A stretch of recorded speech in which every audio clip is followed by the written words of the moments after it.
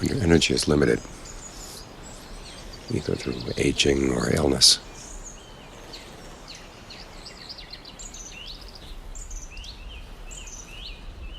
you want to be able to make the most of the strength you still have. Remember, as long as you've got breath, you've got some strength someplace. And if you haven't reached that point where you're feeling limited by aging or illness, you've got to prepare yourself, because the time will come.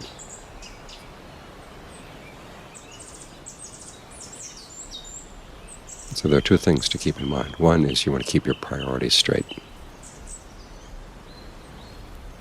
Focus on the basics, focus on the really important issues in life. And if there's something you can't manage, well, let that be in the area that's not important. I noticed after John Suwat had his accident, he'd suffered some brain damage. And he didn't have much energy to give Dhamma Talks.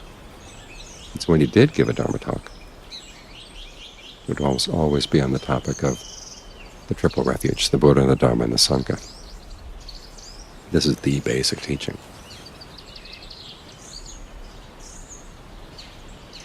Thinking about the Buddha reminds us of what can be done with a human life. And it gives us good examples.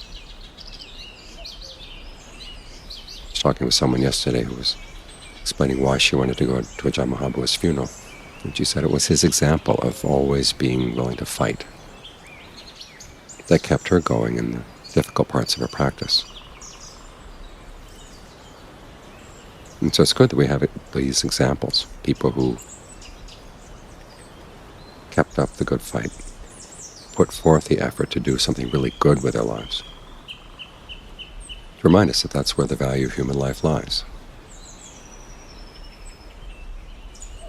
And if you don't put up the good fight, what have you got? Well, it's hard to say that you've lost, because you haven't even fought. So at the very least, when you find yourself facing examples, when you find yourself facing limitations, push against the limitation. Don't let it make you collapse. So this is why it's good to remember the Buddha. Of course, and there's the Dharma, the teaching he gave. Remind yourself of how valuable this is. That we have a teaching like this. It's not going to be around all the time. But we've got it now. Think about it, learn about it, think about it, put it into practice. It's available all the time, which will not always be the case.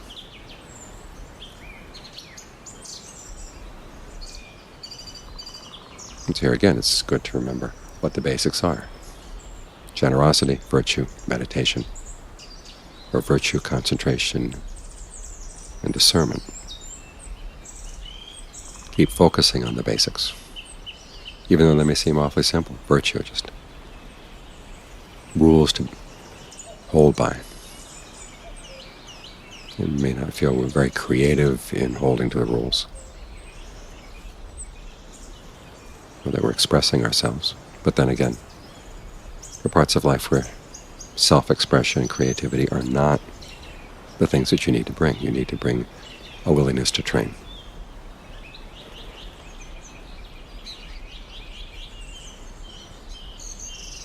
A willingness to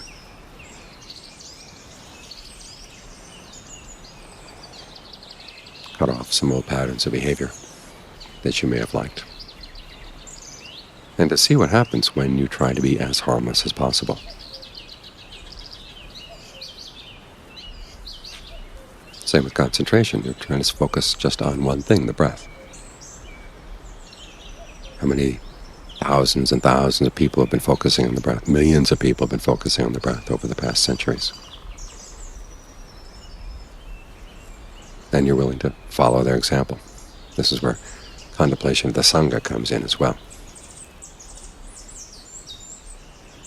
These were people who were willing to say, maybe we don't have to forge a new path, simply forge that path of the Buddha left behind. It may have some weeds overgrowing it right now, but you do your best to clear away the weeds.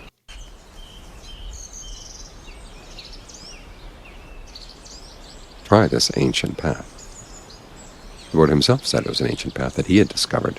The example he gave was someone who had gone into the jungle and found an old road, an old path.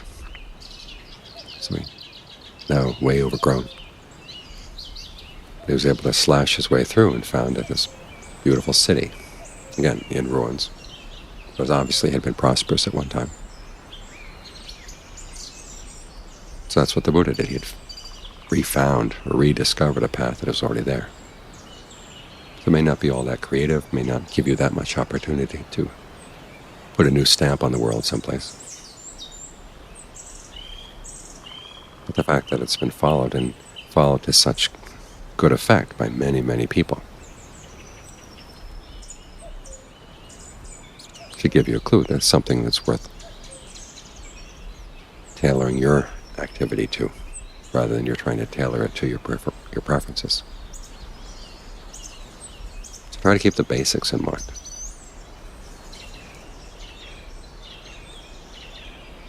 The virtue, concentration, the discernment, the example of the Buddha, the Dhamma, and the Sangha. And never lose sight of the basics. As I say in Pali, give them weight. The word for respect is related to the word for weight. In other words, in your consideration of what you want to do and say and think, maybe weighing different options, will give a lot of weight. The options that have proven themselves in the past.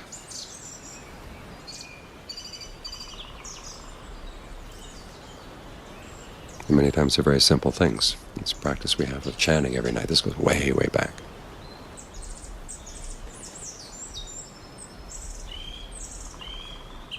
And you can think of a lot of other creative things you might want to do with the evening, but then you remind yourself, well, there's a purpose in this. Get certain ideas repeated over and over and over again, certain phrases, certain passages get repeated over and over again. They really get into your bloodstream. They get into the rhythm of your body. You find when you're walking, all of a sudden you're carrying the rhythm of the chant in your walk. It's good to have it there. That's what's going to be there if you don't. Well, there are commercial jingles and pop songs and who knows what we've picked up from the past. That's embedded itself in our bodies and our minds. So the simple act of repetition helps embed good things in there so you can draw on them when you need them. This is not the case that your strength will always be up. When it's down, it's good to have some things built in. Certain qualities, certain approaches, certain ideas, certain values. They can be your strengths when you need them. It's like squirrels that cache away some nuts for the winter. You want to remind yourself that virtue, generosity, meditation, these are really important things. So when your strength is down, as you're getting sick, you remind yourself, say with the breath. The breath is always there to help you. And you may find yourself getting into an unhealthy breathing rhythm. Well, where can you focus to get out of it? Focus your attention on the areas that are far, far away from that unskillful pattern. It may involve going out to your hands and your feet and just being conscious of what it feels like from the inside to have a hand, what it feels like from the inside to have a foot. Just stay with that sensation.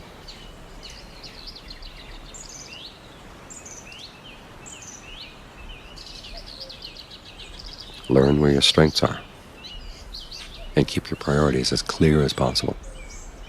So when the time comes that you have to pare things down, they get pared down to the essentials, the actual essentials. And you don't find yourself throwing away your map or your essential food as you have to strip down what you can carry. So as we chant about the Triple Gem every night, this is important. Remember the example of Ajahn Suwat. After his brain was damaged, he focused on the triple gem. He'd been chanting about it every day, every day, every day for who knows how many years. And it gave him the strength he needed.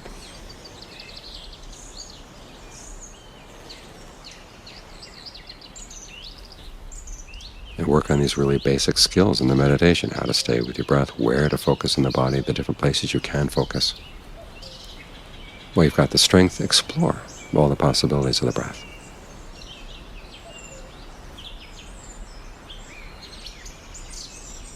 So when you need them, the various strong spots will be there.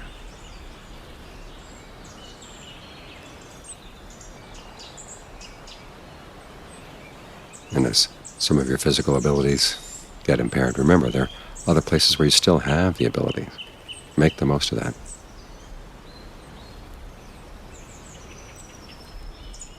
There was a woman, student of Ajahn Mahabua, was a doctor, and she had a friend who had cancer. And so when the friend with cancer wanted to go stay with Ajahn Mahabua, the old woman who was a doctor decided, well, I've got this knowledge of medicine, I'll go along and be of help.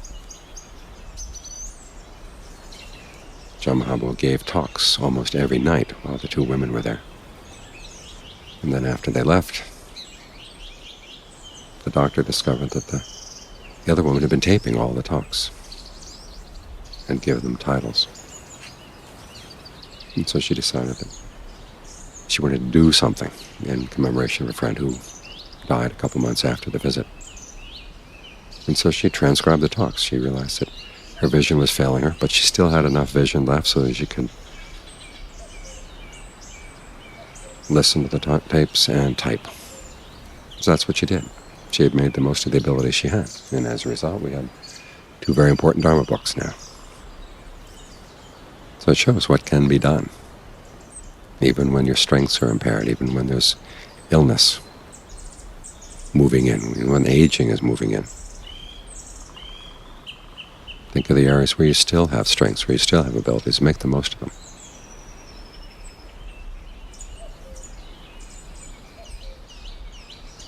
Remember the Buddhist teachings on the reasons for being lazy and the reasons for being diligent. And in both cases, the outside circumstances are the same. It's your attitude that makes all the difference as to whether you're capable of putting in the effort or not. So work on that attitude. It always wants to find some goodness in a situation, as the Buddha said. Suppose you had your last meal. So a person who really understood the virtue of sharing wouldn't eat that last meal until he'd shared it with someone else, as long as there's someone there to share with. So take the same attitude to all the varieties of goodness. They may seem commonplace and ordinary,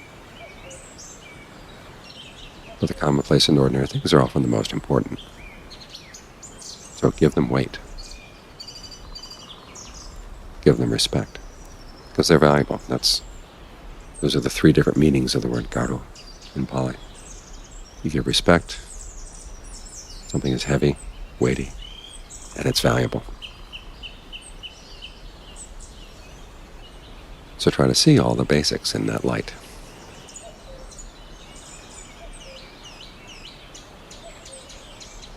So it can show their value when you really need them.